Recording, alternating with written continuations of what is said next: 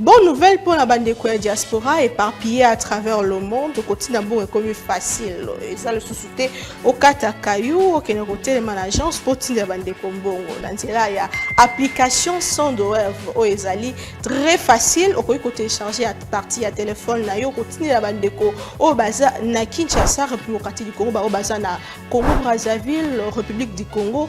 Facilement bakoki ko récupérer mbongo na nzela ya M-Pesa to Orange Money na bango et yo esika ozali bonne nouvelle miami balé ezali que ceux qui ont téléchargé application Sandware et kotindi na code promo Buzz TV on reçoit $10 le la bénéfice donc il y a pas mieux télécharger mokona lelo makamba hotel les managers Cécile il y a pas mieux que ça tinda mbongo la facilité dès aujourd'hui télécharger Sandware na nzela ya téléphone na yo plus facile, il n'y a pas mieux.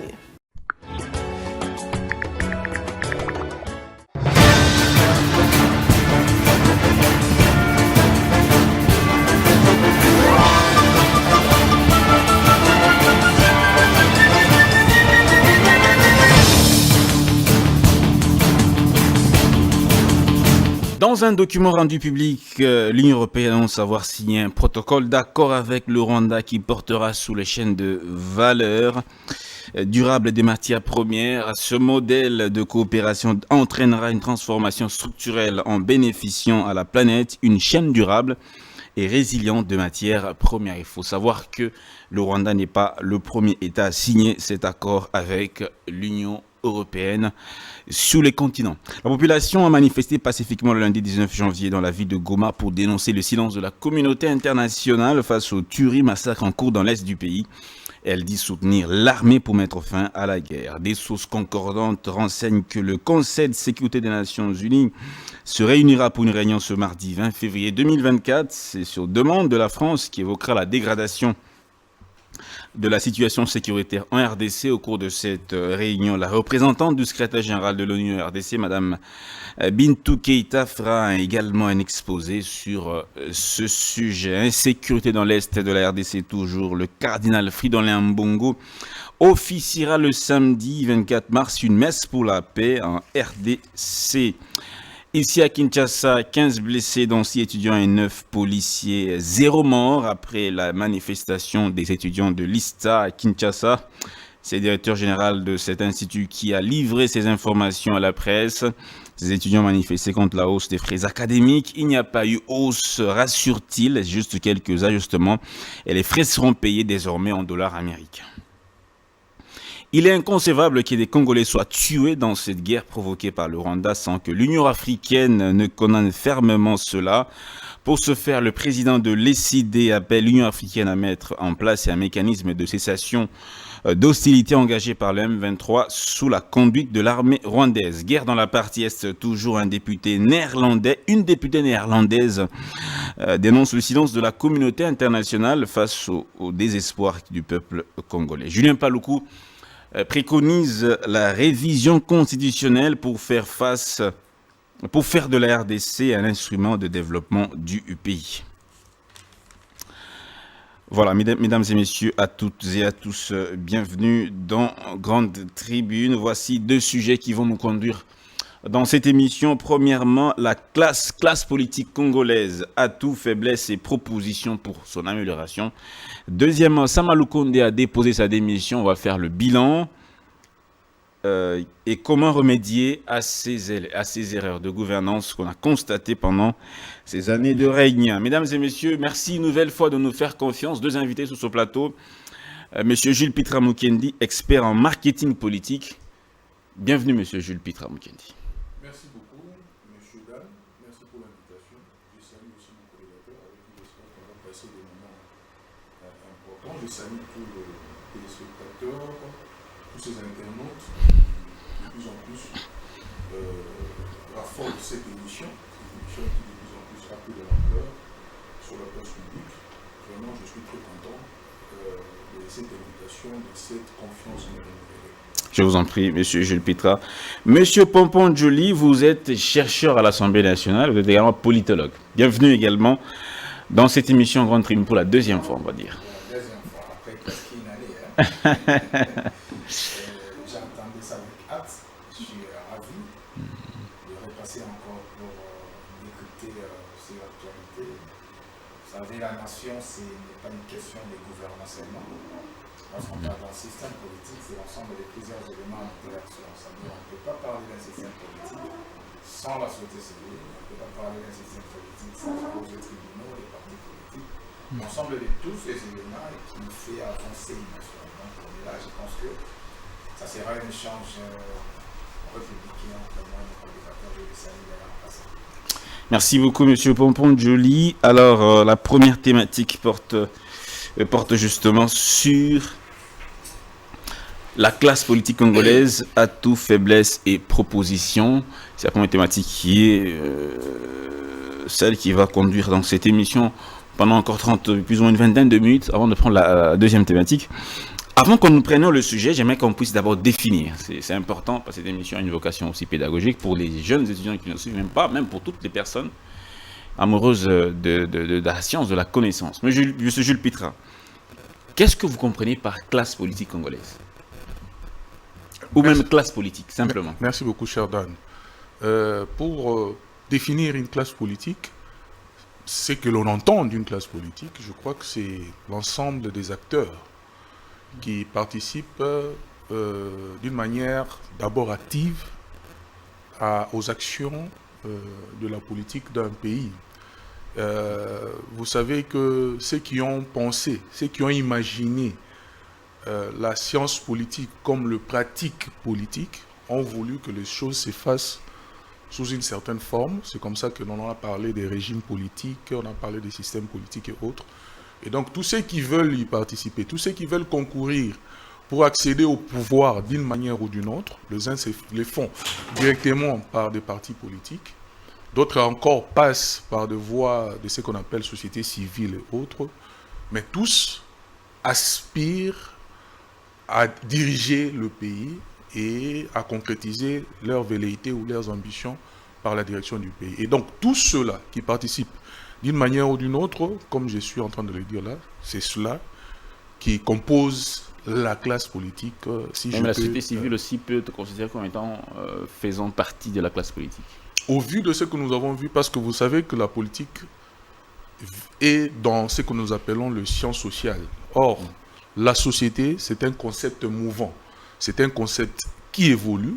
Et donc, nous avons vu dans la pratique des gens qui hier étaient de la société civile, mais qui, par leur poids ou par la voix qu'ils ont portée dans ce qu'ils étaient en train de faire, qui sont devenus des dirigeants dans le pays. Et donc, aujourd'hui, nous pouvons penser que la société civile aussi fait partie de la classe politique. D'accord.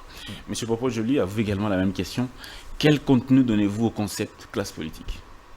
Bon, la classe politique, ce sont des personnes remarquables, démarquées, plutôt, comment dirais-je, les élites, dans un corpus pour gérer la population, les peuples, ces santé qu'on considère comme la classe politique. Par exemple, le gouvernement. L'ensemble de plusieurs ministres constitue aussi une classe politique. Donc voilà, je pense que c'est ça la définition. On peut être un technocrate, mais faire partie de la classe politique. Exactement. Quand vous parlez de technocrate, c'est une expertise. Mais quand un technocrate est déjà dans un gouvernement pour gérer des postes ministériels, il devient politique. Parce que par définition, c'est quoi la politique? C'est la gestion du res publica, la gestion de la cité. Alors, quelqu'un qui gère la cité se dit démocrate. Oui, par nature, tu peux être démocrate, mais dès lors tu as une charge de l'État comme ministre, gouverneur, tu fais activement la politique. Donc, tu fais partie de cette classe-là, une classe dominante, bourgeoise, qui gère, par exemple, les prolétariats, entre guillemets. Alors, donc, c'est comme une ligue des penseurs, une ligue des intellos, qui transforme les déshydratats d'une population à une solution. Donc c'est déjà là qu'on appelle la classe politique. Donc on ne peut pas détacher l'intellectuel de la politique. Bon. Tout intellectuel est politique. Une personne qui a fait une cursus normal, maternelle, primaire, humanité, il a ces capacités-là de résoudre les problèmes, d'appréhender la solution, de donner des problèmes aux questions. C'est ça un intellectuel. Donc, dès lors que tu as passé, par exemple, à une université, un institut supérieur, tu finis ton cursus, tu es qualifié d'un intellectuel. Et la personne qui produit des solutions dans une société, c'est ça un intellectuel. Mais la classe politique, c'est différent avec l'intellectualisme. Là, maintenant, on cherche les intellos pour travailler dans un corpus, pour donner des solutions au prolétariat. La classe politique s'oppose à quelle classe? Dans la classe politique, on voit la bourgeoisie, on voit l'intelligence, on voit c'est quoi le contraire, l'engagement. le contraire à la classe politique? Par exemple, le contraire de l'homme, l'opposé de l'homme, pardon, c'est la femme. L'opposé du bien, c'est le mal. Mais est-ce que la classe politique a un opposé aussi? La société civile, par exemple. La société civile, c'est l'opposé de la classe politique. Exactement. La société civile, c'est l'opposé. Alors, la société civile fait un travail de gardien, de surveillance.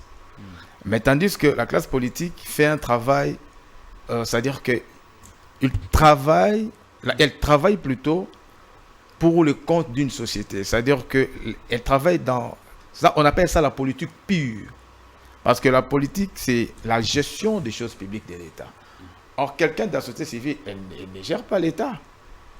Même il si fait un effort d'étudier tout ce qui se passe au niveau de l'État. Comment? Un poste gouvernemental, un poste de souveraineté. Non, mais si tu es de la société civile, ouais. Et que par exemple, vous êtes nommé Dama comme gouverneur, vous ne faites plus partie de la société civile. Vous êtes maintenant politique active. Donc, il y a l'opposé entre la société civile. Parce que la société civile, c'est un groupe de pression. La société civile travaille pour dire aux gens qui nous gèrent, attention, il faudrait respecter les lois. Comme ici, nous avons un état de droit. Un état de droit veut dire nomocratie, nomos kratos, le pouvoir de la loi. Nous avons une boussole qui est la Constitution. Est-ce que vous respectez cette Constitution? Et la société civile, c'est ça son travail.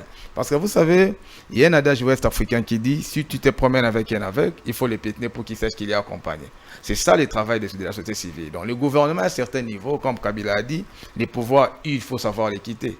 C'est-à-dire, il perd à un moment donné le sens de l'être humain. Et alors, il faudrait avoir une structure pour les booster, pour les rappeler attention, si vous êtes là, c'est pour le compte de la société. C'est pour cela que j'avais dit le système. En sciences politiques, on appelle ça l'octogone du système politique. Dans l'octogone, il y a 8 branches. Et on ne peut jamais parler d'un système politique sans la société civile. On ne peut jamais parler d'un système politique sans les cours et tribunaux, sans les partis de l'opposition, sans les pouvoirs. Alors, l'ensemble de tous ces éléments entre en interaction pour définir un système. Et puis, au-delà de ça, il y a la classe politique qui gouverne et qui gère. Merci beaucoup. On va donc maintenant prendre la thématique pour ces chasses. On connaît la percée. Monsieur Jules Pitra, on va commencer par la première, le premier point. Quels sont les atouts de la classe politique de notre pays? Merci beaucoup, cher Dan. Les atouts de la classe politique de notre pays. Je voudrais un peu vous rencontrer, un peu quand vous étiez en train de poser la question selon laquelle l'intellectuel est-il politicien ou pas.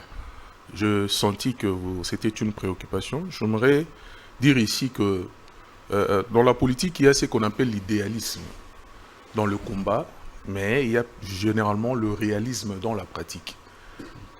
Quand on rêve d'arriver à la gestion de la chose publique, on est porté par un certain idéalisme. Les gens veulent voir les choses être faites d'une manière parfaite. C'est comme ça que ceux qui ont pensé les jeux politiques ont voulu qu'il y ait d'une part les acteurs, les politiciens qui sont sur le terrain, qui gouvernent et qui gèrent, et d'autre part, il y a des groupes de pression, comme était en train de dire mon frère, ceux qui sont en train de penser qu'il faut vous rappeler chaque fois qu'il y a des garde-fous, qu'il ne faut pas aller au-delà de ça. Maintenant, quelle est la place de l'intellectuel? Moi, je crois que l'intellectuel, le vrai, de mon point de vue en tout cas, c'est celui qui doit sortir de qui doit toujours savoir faire l'équilibre entre cet idéalisme-là, cette perfection que l'on veut, mais aussi le réalisme de la pratique sur terrain. Sinon, on serait déphasé et on croirait toujours que ceux qui font de la politique font mal. Pourtant, nous avons vu, vous vous rappellerez à plusieurs des émissions que nous avons fait ici, je vous ai toujours dit, on part généralement dans nos pays africains ou même ailleurs des grands, opposants, mais à des tout petits gérants. Parce que généralement, on ne sait pas considérer ce qui se passe. Quand on est opposant, on croit que tout est parfait. Mais les jours où on arrive au pouvoir, on se rend compte qu'on est devant des réalités qui vous amènent à comprendre que le jeu dans l'exercice, c'est autre chose. Et moi, je voudrais ici, aujourd'hui, appeler que l'intellectuel soit celui qui sache faire le milieu, la balance des choses, et je crois que ça sera beaucoup plus facile à comprendre.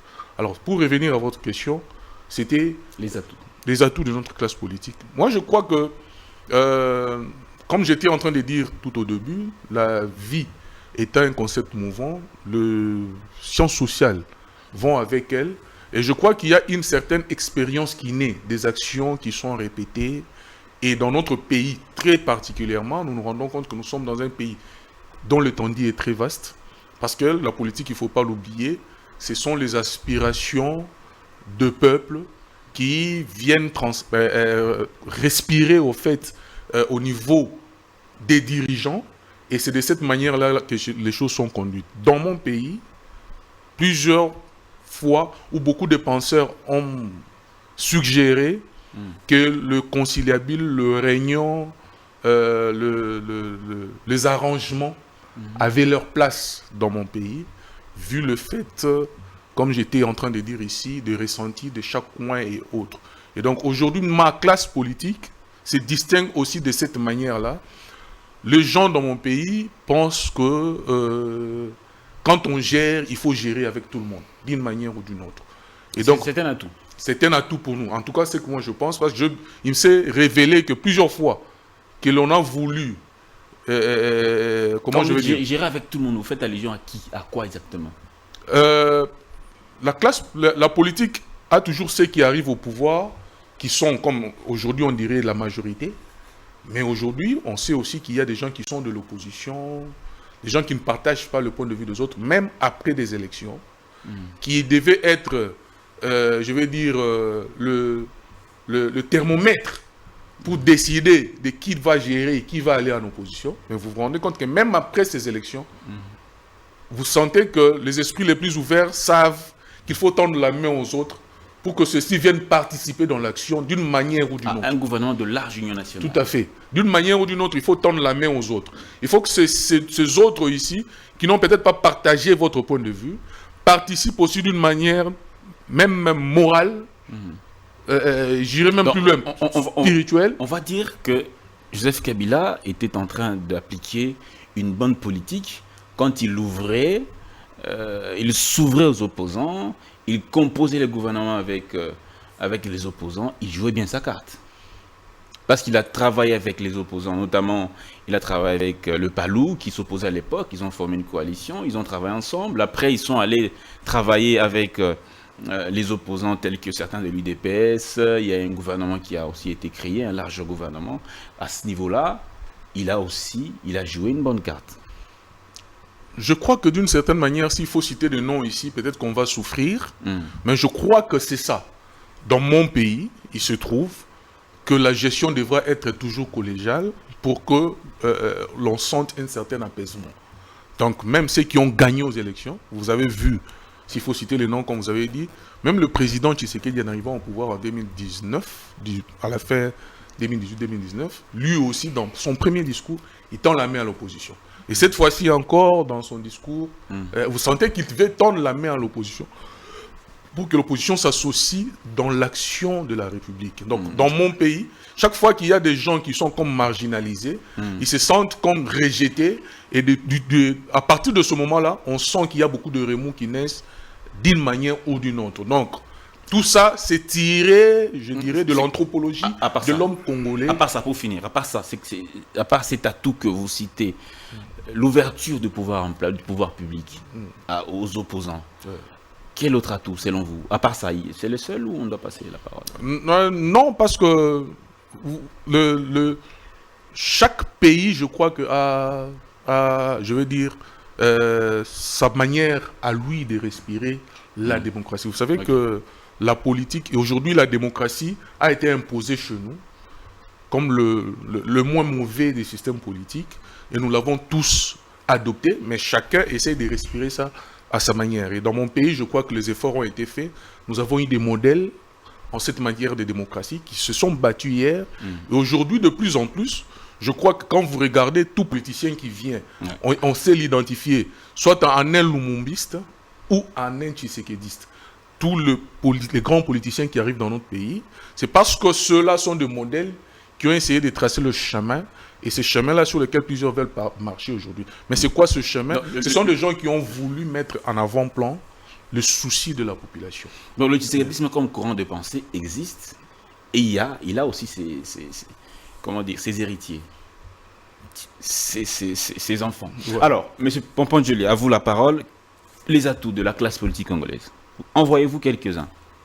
Bon, moi, je pense que le Congo a beaucoup de défis. Lorsque vous parlez des atouts, moi, je vois ça sur le plan historique. Vous savez, on ne peut pas parler d'une nation sans comprendre l'historicité de cette nation, même de la personne. Le Congo a un statut assez particulier. Le Congo diffère avec presque tous les pays africains. Il n'y a que cet espace qui était d'abord une association. Ça a commencé par une association. Et puis une association qui était reconnue sur le plan international par les Américains. Vous avez dit ça. Le premier pays à avoir cette reconnaissance-là, qui nous appelait les droits d'en préemption. Et cette association pouvait traiter des accords comme INASBEL, où moi je fais partie. Vous voyez, le Congo quitte l'association à cause des massacres et des tueries de Léopold II pour devenir État indépendant. C'était l'Association internationale du Congo. Et devenu État indépendant du Congo, cette indépendance, quelle a été sa nature? Vous voyez, le Congo quitte l'indépendance pour devenir, en 1908, une colonie.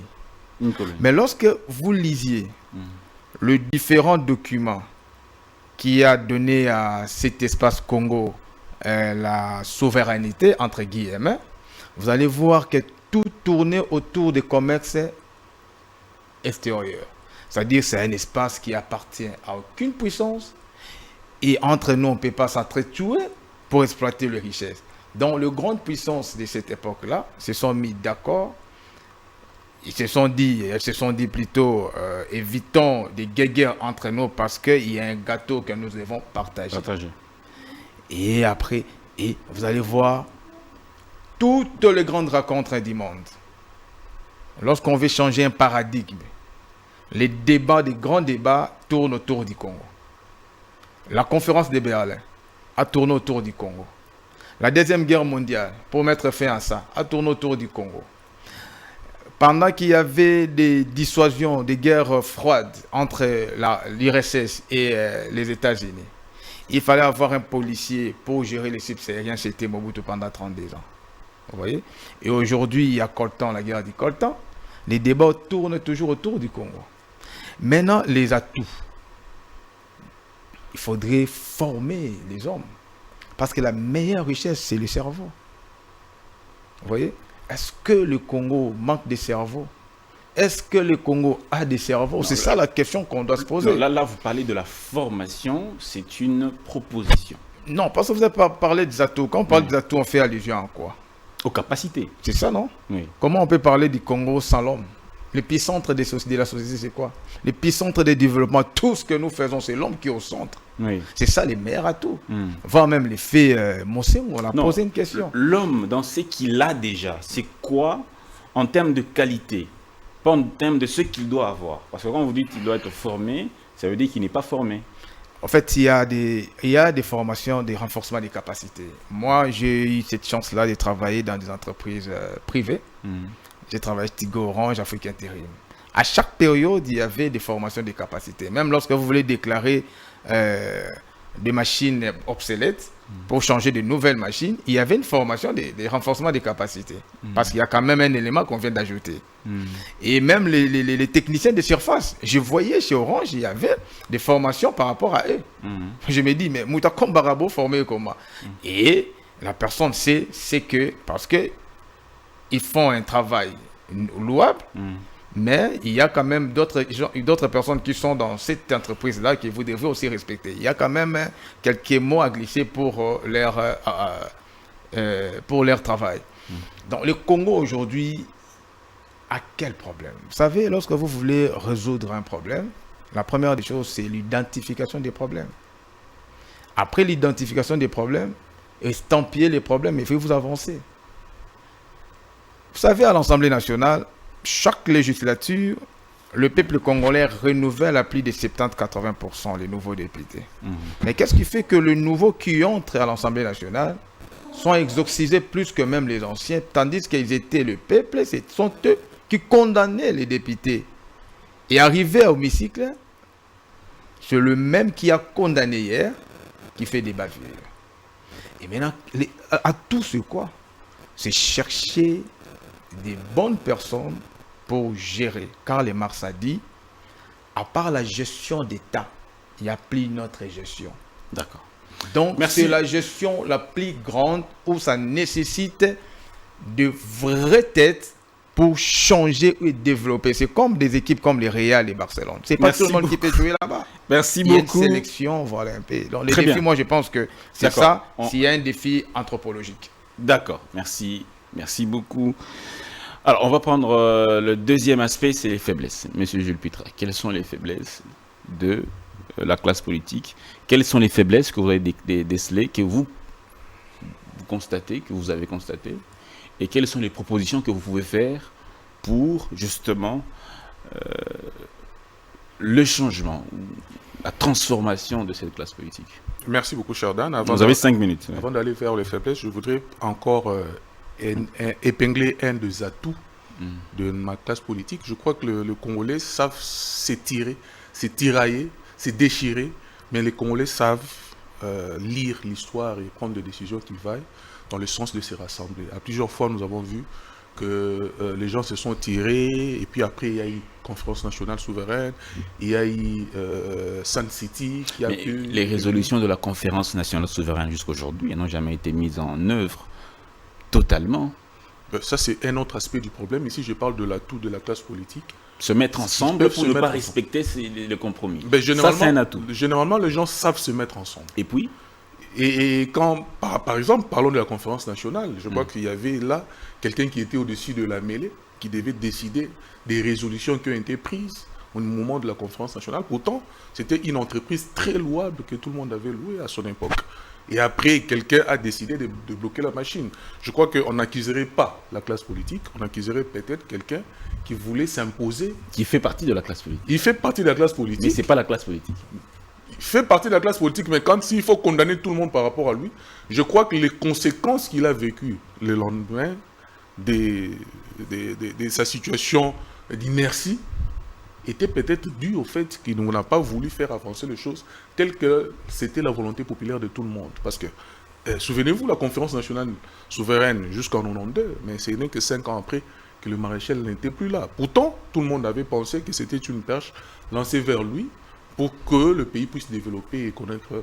Sinon, je crois que si on avait mis en marche toutes ces décisions, peut-être que la rébellion n'allait pas arriver. Parce que si la rébellion est arrivée, c'est parce qu'il avait bloqué les choses de manière à ce que les choses ne puissent pas bouger. Donc, on reconnaîtra aussi à ma classe politique la capacité de se réunir et de trouver des résolutions. On a vu Sun City, et jusqu'aujourd'hui, la constitution qui nous régit aujourd'hui, c'est celle qui est issue de Sun City, même si aujourd'hui il y a un débat autour pour essayer, je ne sais pas, pour les uns de l'amender ou de la changer. Mais je crois que ça, c'est aussi un aspect positif, un atout de ma classe politique.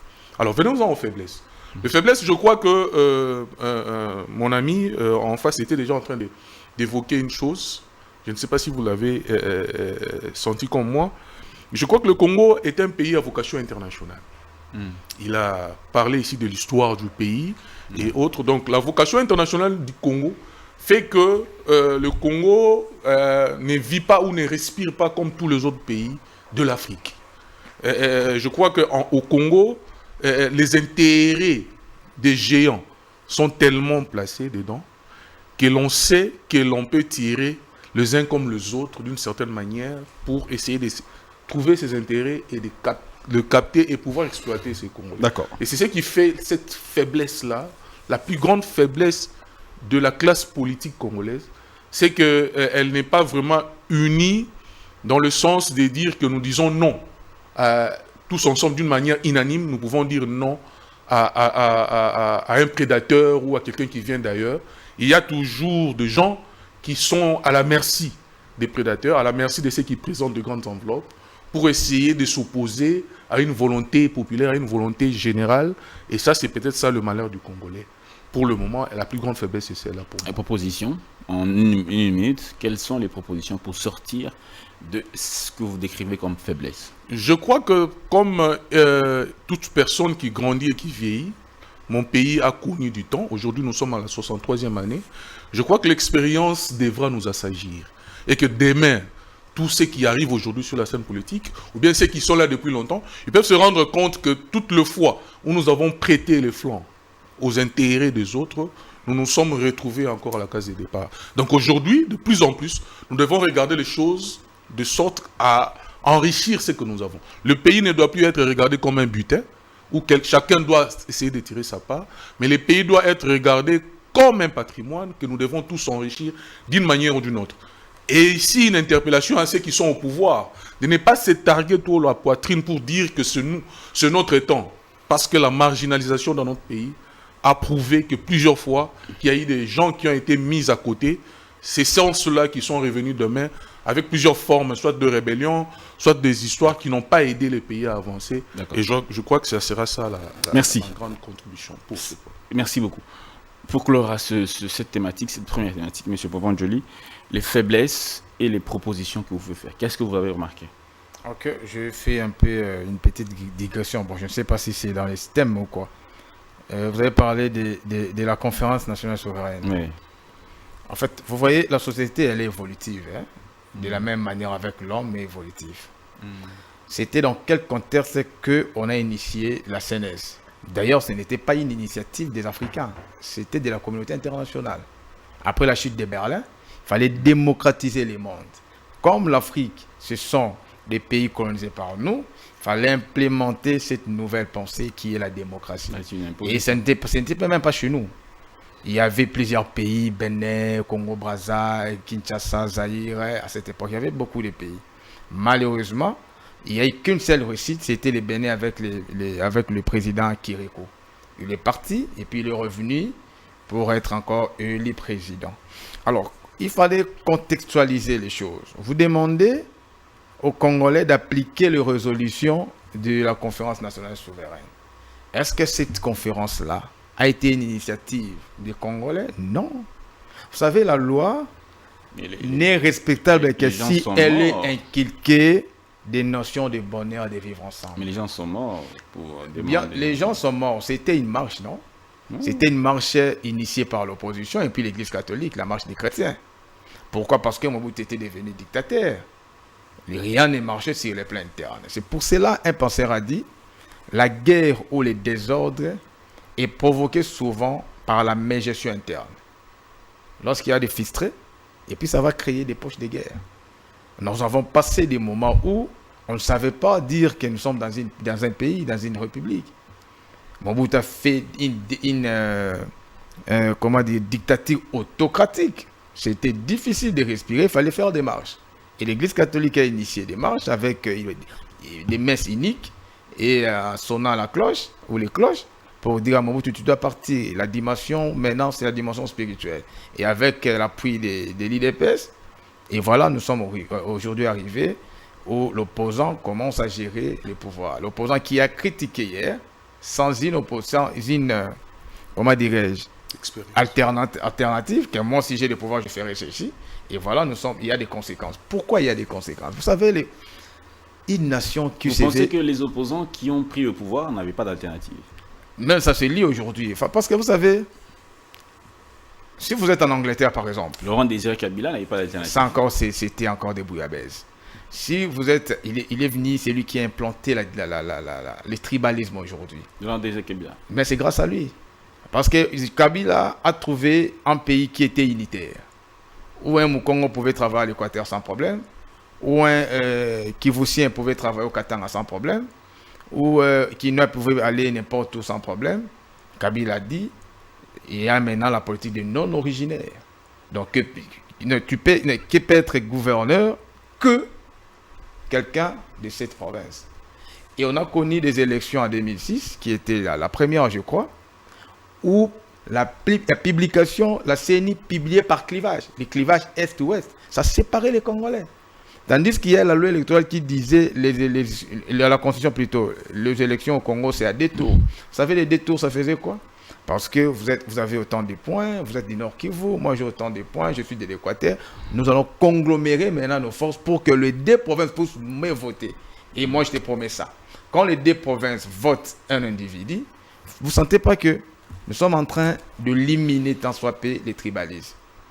Mais la CENI de l'époque, ou la CEI, publiait clivage Est, clivage de l'Ouest.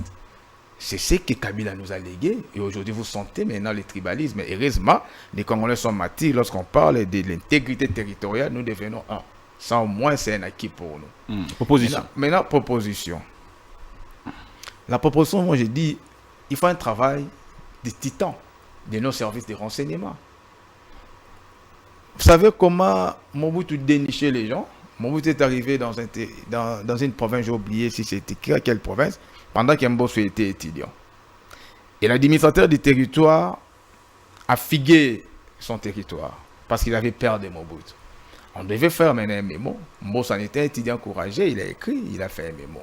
Un bon mémo. Mobutu a demandé à ses agents, mais ce petit-là, il est qui? Non, c'est un étudiant, il est intelligent, 21 ans d'âge. C'est à partir de là que Mobutu l'a déniché.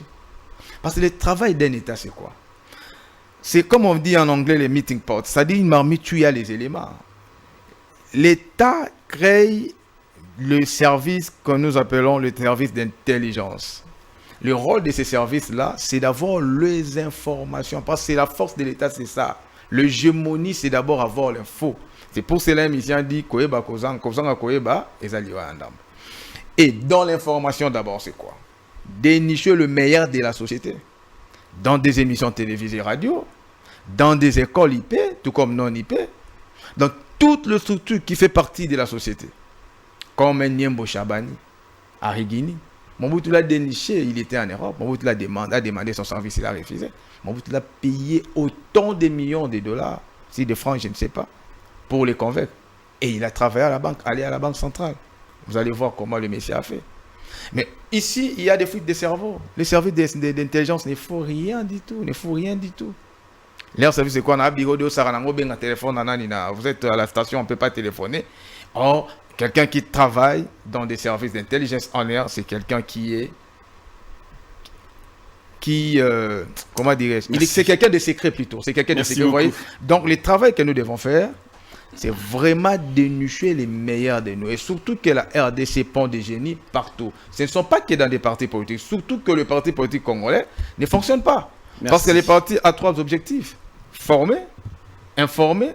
Le dernier point, c'est avoir les pouvoirs le plus longtemps possible. Mais le seul point que les partis mettent en exergue, c'est avoir les pouvoirs sans former. Maintenant, la difficulté, c'est ça. Vous avez vu, depuis le mois de novembre, jusqu'à aujourd'hui, le pays est stagné parce qu'on ne sait pas créer un gouvernement parce qu'il y a un vide juridique. Personne n'a pensé, 18 ans après. Merci beaucoup. Merci beaucoup, Monsieur Pompon Djoli, pour cette contribution. Alors, on prendra la deuxième thématique rapidement. Gouvernement Samalou Koundé, quelles sont les erreurs? Comment y remédier? D'abord, on va commencer par le bilan. Quel est le bilan du gouvernement Samalou Koundé et comment, justement, corriger les erreurs constatées pendant sa gouvernance? Alors, M. Jules Pitra Mukendi, commençons par le bilan.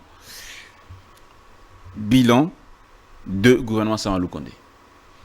Merci beaucoup, cher Dan. À la question du bilan du gouvernement Samalou Koundé, je crois que pour mieux l'évaluer, il faudra savoir quel est le temps qu'ils ont pris dans leur gouvernement et quels sont les objectifs qui s'étaient assignés. Parce que on ne peut pas vous évaluer au-delà des objectifs qui étaient les vôtres. Donc moi, je pense que s'il faut le regarder de la manière d'un Congolais lambda, je crois que le Premier ministre ou son gouvernement participe dans l'action du président de la République et dans sa vision.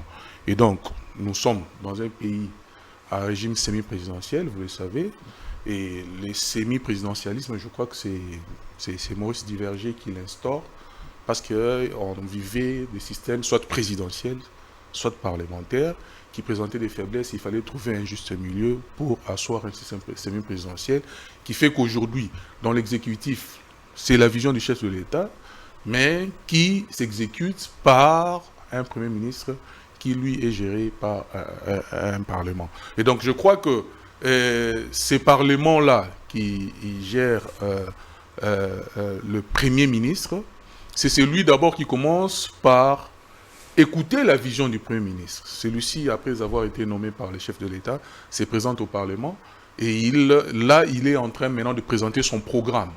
Ces parlements ici, soit le rejettent, soit qu'ils l'acquiescent. Et donc, à partir de ce moment-là, il commence à faire son action. Et donc, comment gérer ici facilement un gouvernement? Comment évaluer, je veux dire, un gouvernement facilement si on ne sait pas évaluer l'action du Parlement? Parce que le Parlement, c'est vraiment l'arbitre, c'est lui qui doit gérer un gouvernement. Alors maintenant, si l'on veut regarder la chose d'un point de vue scientifique, on irait jusque-là. Mais si je suis un Congolais lambda, je dirais que le bilan du gouvernement, c'était un bilan mitigé. Mitigé parce que le peuple congolais a eu beaucoup d'attentes. Comme j'étais aussi en train de dire, le peuple voulait voir les choses changer. Le peuple regarde les choses toujours d'une manière idéaliste. On veut voir les choses devenir parfaites du jour au lendemain. Mais ceux qui gèrent, comme j'étais en train de dire ici, sont dans la praxis. Et donc c'est à eux de voir qu'est-ce qui peut être fait ou bien. Ou qui peut être fait ou bien qui n'a pas été fait. Alors comme peuple, je dirais qu'on aurait voulu voir beaucoup de choses changer. Sur le plan du social, c'est vrai que dans la sécurité, nous avons vu que la situation du pays a été celle que nous allons dire que le régime a trouvé sur terrain et qu'il fallait procéder à un grand nombre de réformes. Sur le plan sécuritaire, nous croyons que ces réformes ont été faites. Là-bas, nous applaudissons. Mais sur le plan du social, le vécu quotidien du Congolais, je crois qu'à ce niveau-là, il y a encore beaucoup d'efforts qui doivent être faits, encore que maintenant, ils sont en train de continuer. C'est l'Union sacrée qui a gagné, donc nous pensons qu'ils vont continuer. Donc il y a des efforts qui doivent être faits pour que le Congolais se retrouve sur le plan de sa santé. L'éducation, nous voyons que beaucoup d'efforts ont été aussi faits dans ce sens-là. Cher Dan, vous savez qu'un grand penseur, je crois, chinois, qui dit que si l'on veut tuer un peuple, on commence par nuire, tuer son éducation, son instruction, et dans les années qui viennent, il n'y a plus rien. Je crois que le gouvernement actuel a mis un peu plus de moyens dans ce sens-là pour essayer de ramener un grand nombre d'enfants à l'école. Encore que là, encore c'est critiquable parce qu'il y a des efforts qui doivent continuer à se faire, mais je crois que la volonté y est déjà parce que chez l'homme politique, je crois que la volonté politique a une place de choix. Le président de la République ainsi que le gouvernement n'a pas lésiné sur le moyen pour créer un plus grand nombre d'écoles, pour amener la gratuité de l'enseignement. Ça, je crois que c'est un grand point dont le résultat ne sortiront certainement pas aujourd'hui. Mais dans les années qui viennent, nous allons nous rendre compte que la plus grande partie des enfants qui ont été amenés à l'école vont certainement bonifier la société qui est la nôtre. Donc, je crois que la santé a été aussi priorisée. La santé, l'éducation, l'accès à l'électricité, à l'eau, oui, et, tout ça. et je vais dire les salaires,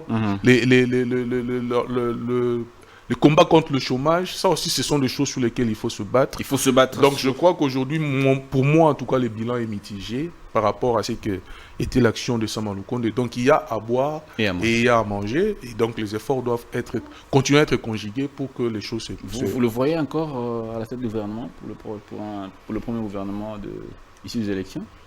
Comme Premier ministre? Comme Premier ministre. Comme Premier ministre, je n'ai pas vraiment la décision, mais ici je pense que sur le plan de la géopolitique, la cartographie, je vois plutôt un Premier ministre être issu soit du Grand Équateur ou du Bas-Congo. Pourquoi? Je le dis parce que très souvent ce sont des régions qui avaient toujours eu tendance à voter pour l'opposition.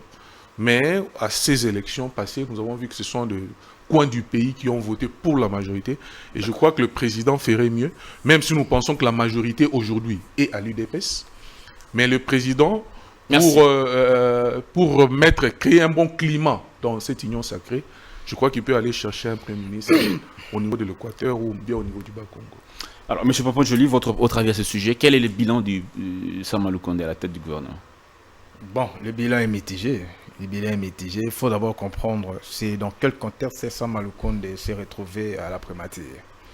Il y a eu des malentendus entre les présidents de la République et l'ancien Premier ministre qui était du PPRD.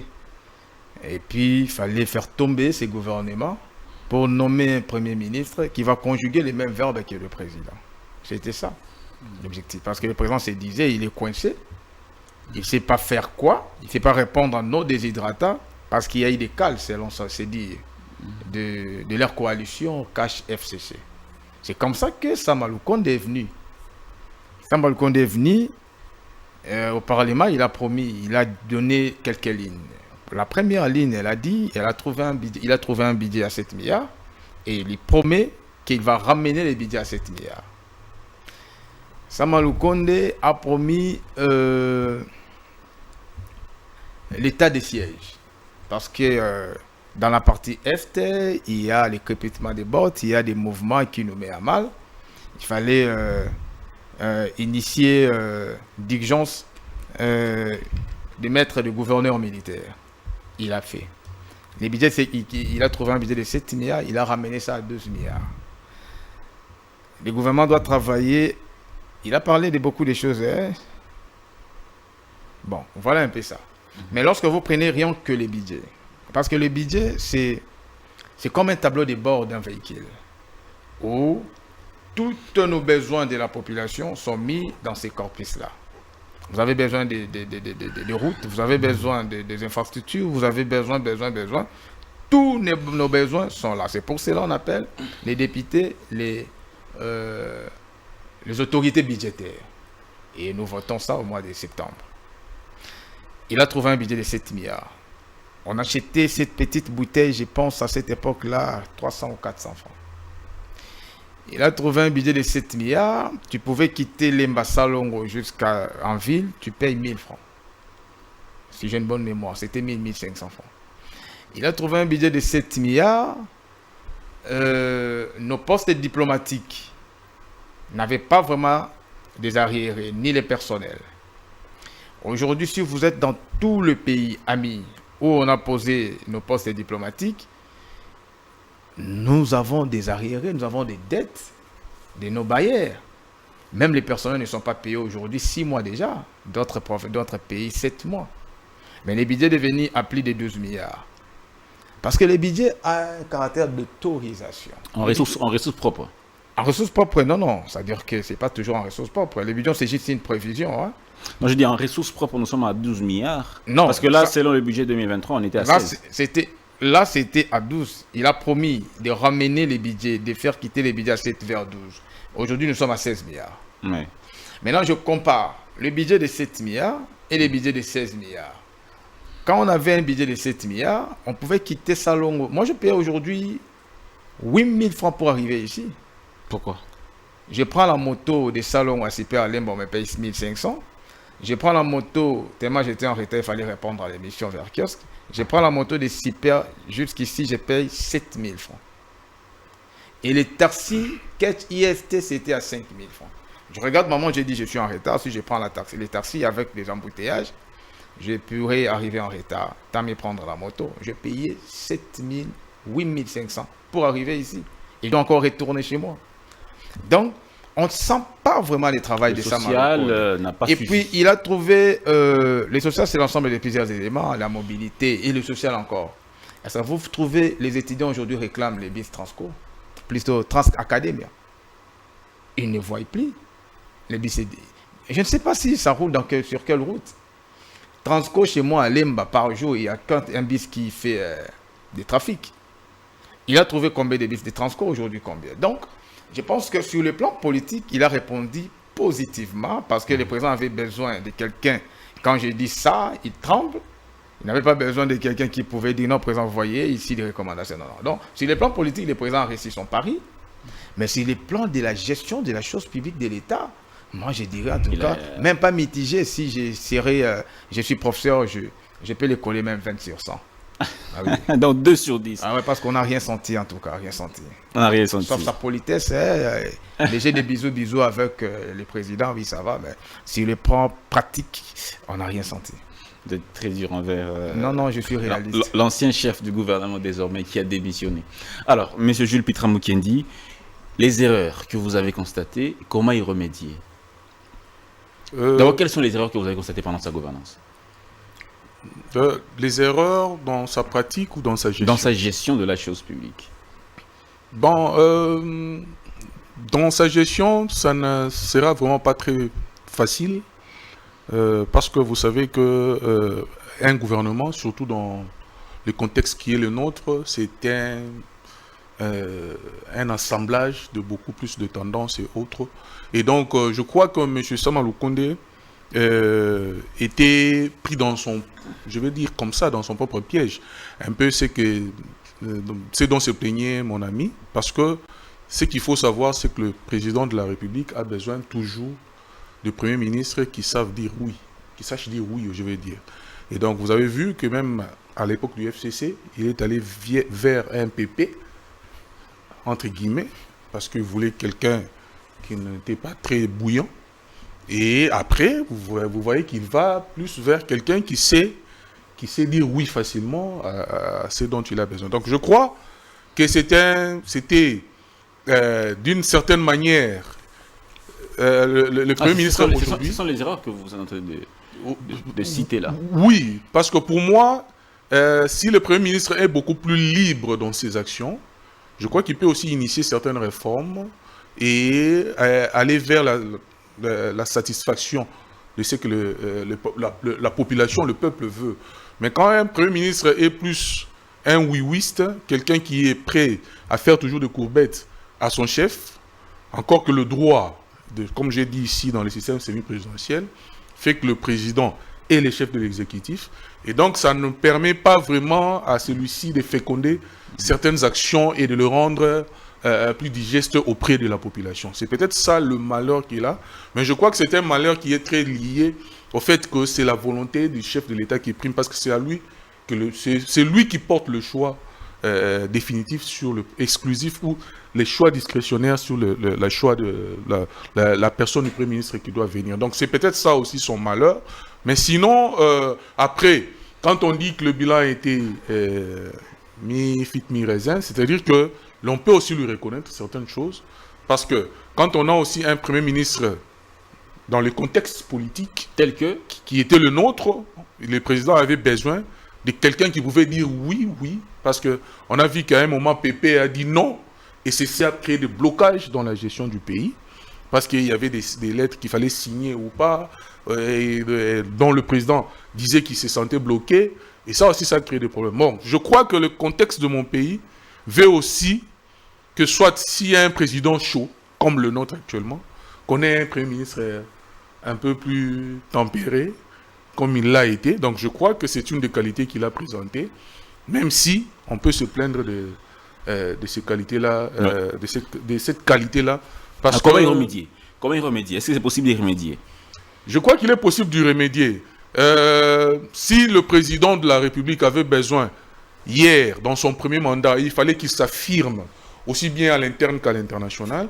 Aujourd'hui, je crois qu'il y a lieu pour le président de la République de mettre quelqu'un quelqu'un de chaud, quelqu'un de pop, qui peut amener un certain feu dans l'action du gouvernement. Et ces feux, dès que celui-ci sera capté par le Premier ministre, il peut facilement traverser pour aller sur chaque ministre et voir que le gouvernement puisse vraiment tourner. Parce que le gouvernement, il ne faut pas l'oublier, c'est la machine, c'est le côté technique que détient un pouvoir. Et donc, c'est à celui-ci de mettre beaucoup plus de feu dans ce qu'ils sont en train de faire pour que la population, au finish, in fine, ressente un gain dans ce qu'ils sont en train de faire.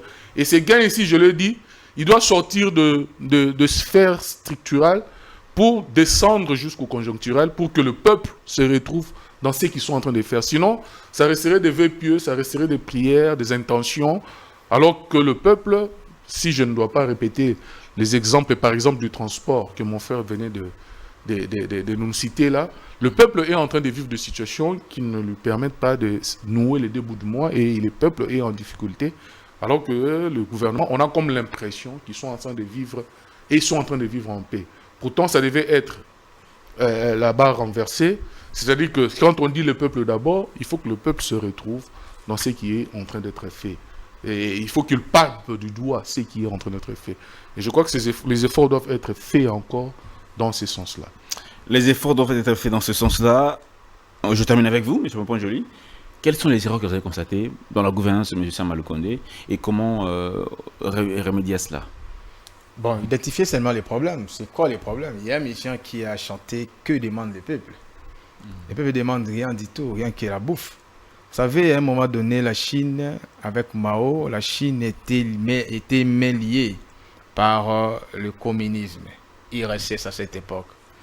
Et il y a eu la population chinoise qui mourait de faim chaque jour des cochocos avec le bébé. Et l'IRSS vient avec un document, avec une proposition de plan de 5 ans. Dans ces plans de 5 ans, 90% c'était armement, sécurité, ainsi, machin. Mao a dit, mais non, vous ne vivez pas avec les Chinois. Moi, je vis avec eux. Je connais la réalité chinoise, la réalité chinoise. La Chine, aujourd'hui, a besoin de pain.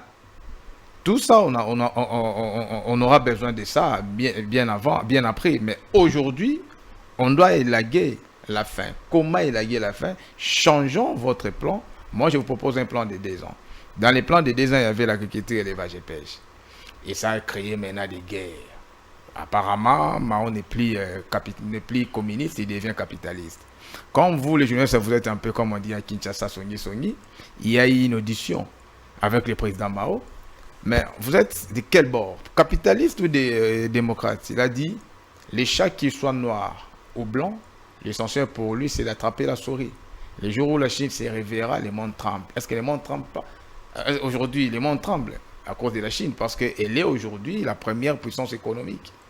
Elle est partout, la Chine. Donc, il a dit, on doit finir avec ces plans, et puis après, nous allons mettre en pratique votre plan de 5 ans. Donc, c'est comme ça qu'est régentée la société internationale. Et Mao a planté, Mao a fait des choses, et a fait manger même les voisins. À cette époque, la Chine était à un pas d'un milliard, 800 et quelques millions de la population. Et après, la Chine est devenue ce qu'elle est aujourd'hui. C'est-à-dire, c'est la loi suprême, c'est le bien-être de la population. Et le bien-être, c'est quoi? C'est l'emploi, c'est le logement social. Le bien-être, c'est la mobilité. Vous voyez?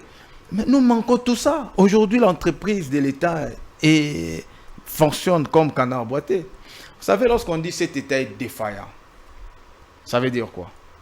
C'est ces services. L'État n'existe pas comme ça. L'État, on ne voit pas. On voit l'État congolais via OGFREM, DGDA, via Transco, via l'île aérienne congolaise, ainsi de suite. Lorsque ces entreprises ne fonctionnent pas, l'État ne fonctionne pas. On sait matérialiser l'État via les entreprises. Parce que l'État, quand l'État est né, il est né avec quelques ministères que nous appelons les ministères traditionnels de l'État ou régaliens, 6 ministères. Mais les ministères sont des organes de conception. Il fallait doter maintenant quelques mécanismes pour mettre en place nos conceptions. C'était des entreprises.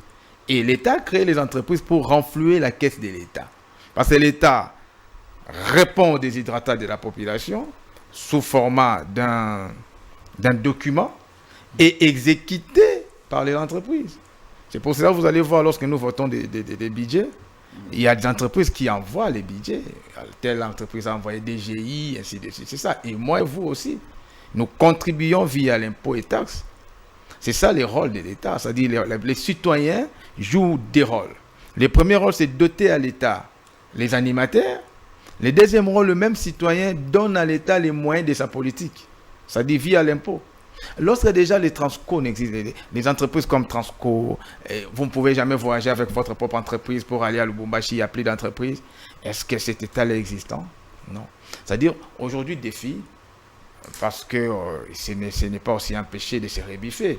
Je pense qu'aujourd'hui, si sera réélu, ce n'est pas aussi un péché parce qu'il n'y a aucun intersexuel interdit. Renommé, c'est ça? Renommé plutôt, merci. Oui. Aucun intersexuel interdit. Il peut faire 2, 3, 5, 4, 10 ans, ça dépend. Mais cette fois-ci, nous leur demandons de voir la vraie question de cette population. Parce que les peuples ont tant souffert et c'est un peu de nous gérer avec un peu de délicatesse. Vous avez vu aujourd'hui, l'opposition n'existe plus. Vous savez pourquoi? Parce que vers les années 90, l'opposition nous a fait voir que non, si moi je prends les pouvoirs, j'ai la baguette magique. Aujourd'hui, nous sommes gérés par l'opposition. Il y a d'ailleurs deux oppositions. L'opposition armée qui était les kabylistes, plus l'opposition non armée qui est l'IDPS aujourd'hui. C'est pour cela, lorsque l'actuelle opposition essaie d'appeler les peuples pour marcher avec eux, les peuples matures, ils disent mais non, vous nous avez menti pendant belle irette que non. Si vous avez le pouvoir, vous allez transformer les Congos. Maintenant, vous avez le pouvoir, vous utilisez le même discours que nos bourrons ont utilisé hier. C'est un refus. Mais tu sais qu'il y a un opposant. L'opposant de Faty, c'est le peuple, c'est la faim. Parce que quand l'être humain a la faim, il est prêt à écouter les populismes. On dit les ventres affamés n'a point d'oreille. Oui. Mais les ventres affamés de quelqu'un qui en manque, ces ventres-là, l'oreille, c'est les populismes. Kende, piller, il va aller piller. Concluez. Alors, pour changer ces paradigmes, il n'y a qu'une seule solution, donner l'emploi, donner les foufous au peuple congolais, point bas. Parce que l'homme, je parlais de l'histoire au début pour chiter de cette émission, mais il faudrait aussi comprendre l'anthropologie. Vous savez, les colonialistes, avant de coloniser, ils ont précédé les explorateurs. Vous savez, le travail d'un explorateur, c'était quoi? C'est faire une étude anthropologique. Comment vivent ces peuples? Et l'être humain, quand Dieu a créé l'être humain vivait de la quête, de la pêche et de la chasse. Jésus a dit quoi? Satan a dit, si vous m'adorez, je vais vous donner quoi? Le pain. Merci. Donc sans le pain, le monde ne peut pas exister. Merci beaucoup, M. Popon-Joli, chercheur à l'Assemblée nationale et puis politologue. M. Jules Pitramoukendi, lui, il est expert en marketing politique, il est également politologue. Merci à vous d'avoir été avec nous dans cette émission sous ces deux thématiques. Mesdames et messieurs, on va vous quitter. Si vous avez aimé cette émission, vous souhaitez aussi peut-être prendre part ou réagir, priez de nous écrire. Nous allons vous répondre sans souci. À demain.